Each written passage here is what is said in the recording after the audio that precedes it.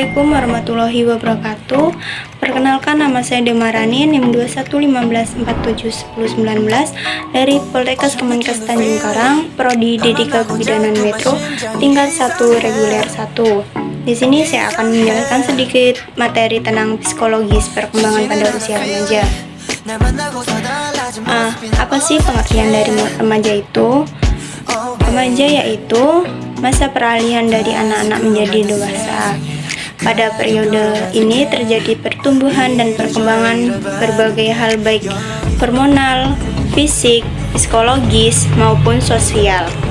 Pada masa remaja terjadi laju pertumbuhan dan perkembangan baik fisik maupun psikis, terutama pada kematangan dan organ reproduksi.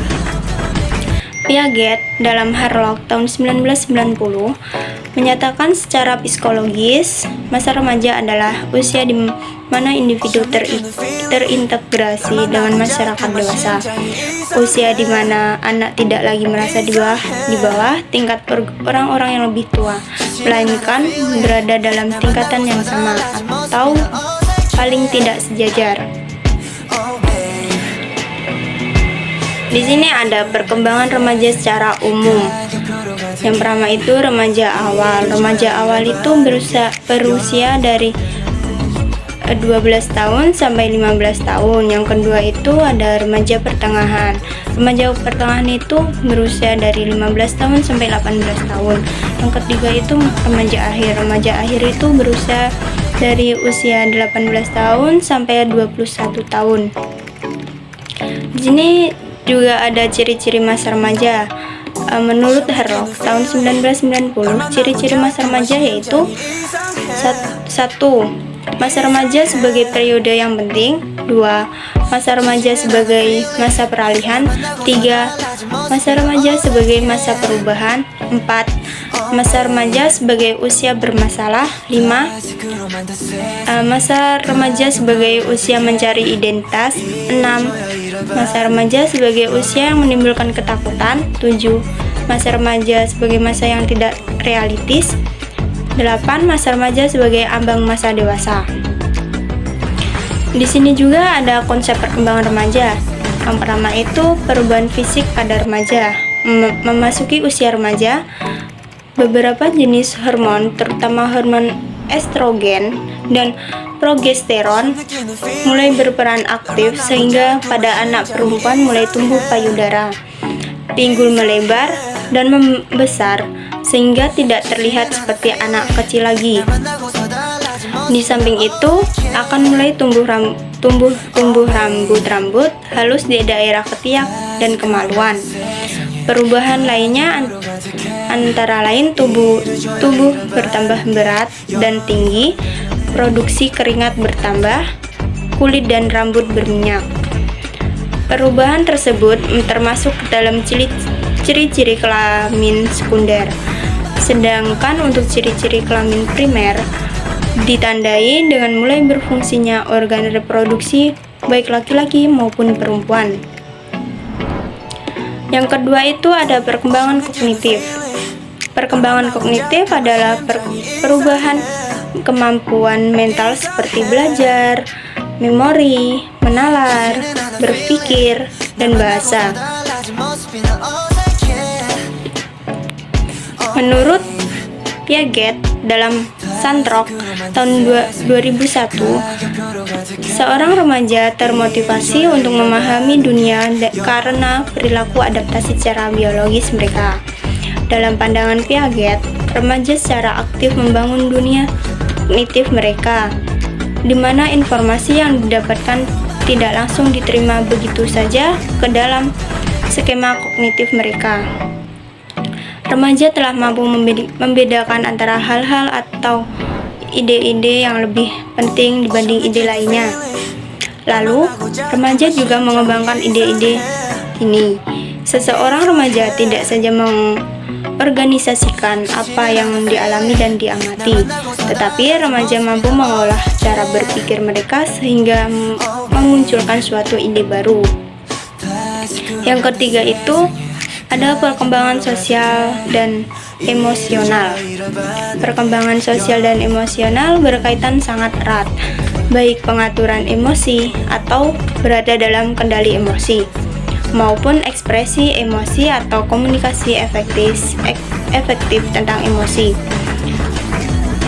Diperlukan lagi bagi keberhasilan hubungan interpersonal. Selanjutnya, kemajuan perkembangan kognitif meningkatkan kualitas hubungan interpersonal karena membuat remaja mampu memahami dengan lebih baik keinginan, kebutuhan, perasaan, dan motivasi orang lain. Karena itulah, tidak mengherankan dengan makin kompleksnya pikiran, emosi, dan identitas pada masa remaja. Hubungan sosialnya pun makin kompleks. Faktor yang mempengaruhi perkembangan emosi remaja itu ada perubahan jasmani yang cepat dari anggota tubuh, ada perubahan pola interaksi dengan orang tua, ada perubahan pandangan remaja terhadap dunia di luar dirinya, ada perubahan interaksi dengan sekolah. Di sini juga ada perkembangan sosial remaja dan perkembangan moral remaja. Pada perkembangan sosial remaja yaitu ada kemampuan untuk memahami orang lain. Remaja memahami orang lain sebagai individu yang unik. Ada kecenderungan untuk mengikuti opini teman sebaya. Sedangkan perkembangan moral remaja yaitu ada terdapat hubungan signifikan antara moral remaja dengan orang tua. Ya, ada peran orang tua sangat berpengaruh terhadap perkembangan moral anak. Ada lingkungan teman sebaya sangat dominan terhadap perkembangan moral remaja. Perkembangan psikologi. Masa remaja merupakan masa yang dianggap sebagai masa topan, badai, dan stres atau storm and stress. Hal tersebut karena mereka telah memiliki keinginan bebas untuk menentukan keinginannya sendiri. Bila terarah dengan baik, maka ia akan menjadi individu yang memiliki rasa tanggung jawab. Perkembangan psikologis itu ada 3 menurut Indriani dan Asmuji tahun 2014. Ada perkembangan psikososial.